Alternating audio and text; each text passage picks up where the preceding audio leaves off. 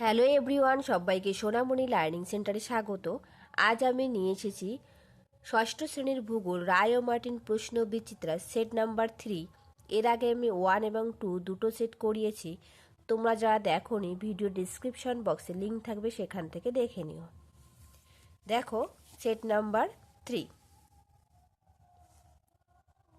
দেখো একের দাগে বলেছে সঠিক উত্তরটি বেছে নিয়ে লেখো। 1 নম্বর প্রশ্ন, প্রাচীনকালে নাবিকরা উত্তর দিক ঠিক করতেন। সঠিক উত্তরটি হবে অপশন ডি, ধ্রুব তারা পর্যবেক্ষণের মাধ্যমে। পরের প্রশ্ন 2 দাগ, কোন গ্রহের অভিকর্ষজ বল সবচেয়ে বেশি? সঠিক উত্তর হবে অপশন সি, বৃহস্পতি। বৃহস্পতি গ্রহের অভিকর্ষজ বল সবচেয়ে বেশি, মাধ্যাকর্ষণ বল সবচেয়ে বেশি। পরের প্রশ্ন দেখো 3 দাগ, পৃথিবীর নিরক্ষীয় ব্যাস মেরু ব্যাস অপেক্ষা। সঠিক উত্তরটি হবে অপশন সি, 42 কিলোমিটার বেশি। পরের প্রশ্ন দেখো 4 দাগ, সূর্যোদয়ের আগের সময়কে বলে। সঠিক উত্তরটি হবে অপশন বি, উষা। এর সঙ্গে মনে রাখবে সূর্যাস্তের আগের সময়কে বলা হয় কি? গোধূলি। আর সূর্যোদয়ের আগের সময়কে বলা হয় উষা।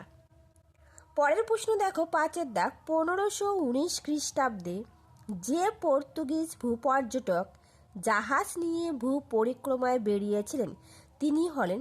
সঠিক উত্তরটি হবে option C, Magellan. Ferdinand Magellan 1519 খ্রিস্টাব্দে পর্তুগিজ ভূপর্যটক ছিলেন। তিনি জাহাজ নিয়ে ভূ পরিক্রমায় বেরিয়েছিলেন। পরের প্রশ্ন দেখো, ভারতের মূল ভূখণ্ডের দক্ষিণতম বিন্দু হলো। সঠিক উত্তরটি হবে অপশন ডি, কন্যাকুমারিকা। এখানে কি বলছে? মূল ভূখণ্ডের দক্ষিণতম বিন্দু, যার জন্য উত্তর হলো কন্যাকুমারিকা। যদি বলতো ভারতের দক্ষিণতম বিন্দুর নাম কি, তাহলে হতো ইন্দিরা পয়েন্ট, আর উত্তরতম বিন্দু হতো ইন্দিরা কল, এবং পূর্বতম বিন্দু হলো কিবুথি। এই কিবিথু কোথায় অবস্থিত? অরুণাচল প্রদেশে। আর যদি পশ্চিমতম বলে তাহলে হবে গুজরাটের কুহারমতি। ঠিক আছে, আমি সবগুলো বলে দিলাম। এরপর দেখো 2 দাগে শূন্যস্থান পূরণ করো যে কোনো 4টি। 1 দাগে বলেছে 1956 সালে ভারতের রাজ্য ভাগ করার প্রধান ভিত্তি ছিল। সঠিক উত্তরটি হবে ভাষা।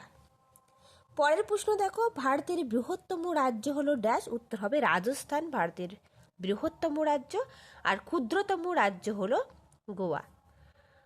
পরের প্রশ্ন দেখো 3 দাগ, কারাকোরাম পর্বতের ড্যাশ ভারতের উচ্চতম পর্বতশৃঙ্গ। উত্তর হবে কেটু বা গডউইন অস্টিন। দেখো গডউইন বানানটা একটু ভুল আছে, হ্যাঁ, গ ড এইখানে হচ্ছে হুস্যুকার হবে, আর রস্যইকারটা পরে হবে। এটা একটু ঠিক করে নিও, তারা আমি ঠিক করে দিচ্ছি। এই বানানটা হবে, ঠিক আছে, এই বানানটা একটু ভুল আছে।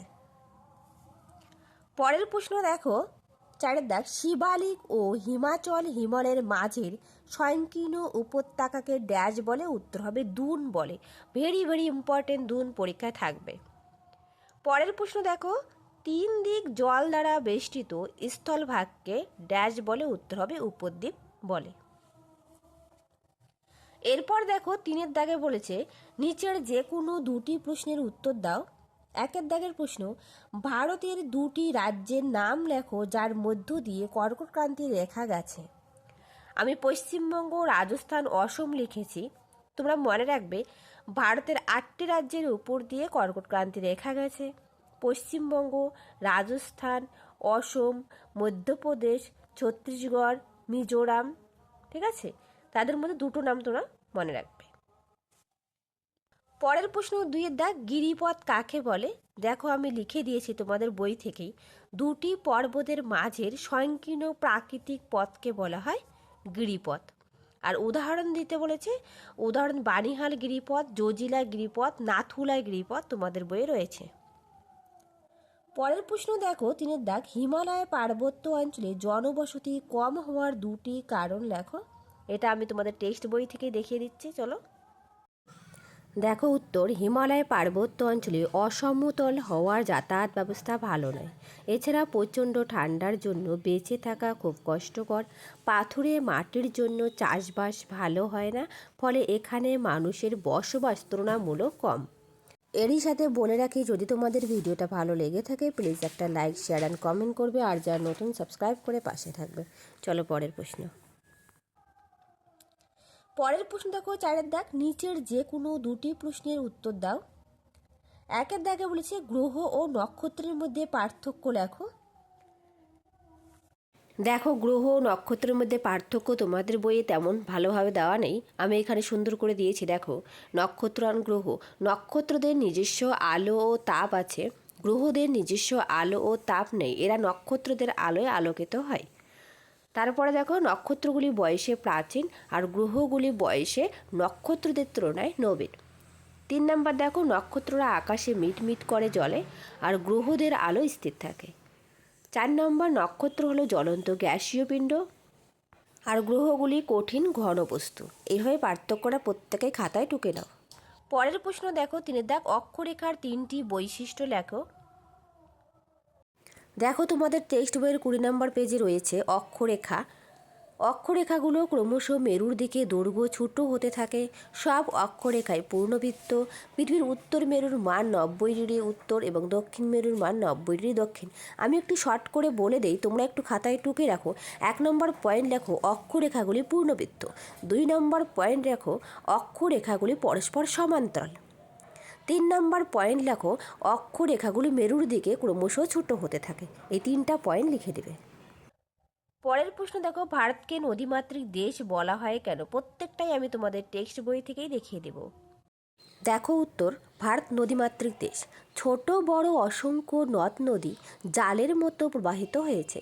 এই নদীগুলো জনজীবনে, কৃষিকাজে, শিল্পে, যাতায়াত ব্যবস্থায়, জলবিদ্যুৎ উৎপাদনে গুরুত্বপূর্ণ ভূমিকা পালন করে। তাই ভারতকে নদীমাতৃক দেশ বলা হয়ে থাকে। এর সাথে মনে রাখবে, ভারতের দীর্ঘতম নদীর নাম কিন্তু গঙ্গা, আর গঙ্গার দৈর্ঘ্য কত? 2500 কিলোমিটার। এটাও পরীক্ষায় আসতে পারে। এরপর দেখো 5 দাগে যে কোনো দুটি প্রশ্নের উত্তর দাও।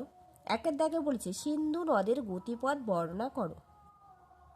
দেখো, সিন্ধু নদের গতিপথ, তিব্বতের মানস সরোবরের নিকট কৈলাস পর্বতের একটি হিমবাহ থেকে এর উৎপত্তি। এরপর ভারতে প্রবেশ করে জম্মু ও কাশ্মীর এবং হিমাচল প্রদেশের উপর দিয়ে প্রবাহিত হয়ে পাকিস্তানে প্রবেশ করছে। পাকিস্তানে এই নদী প্রধান উপনদীগুলির সাথে মিলিত হয়েছে। এই মিলিত প্রবাহ অবশেষে আরব সাগরে মিশে গেছে।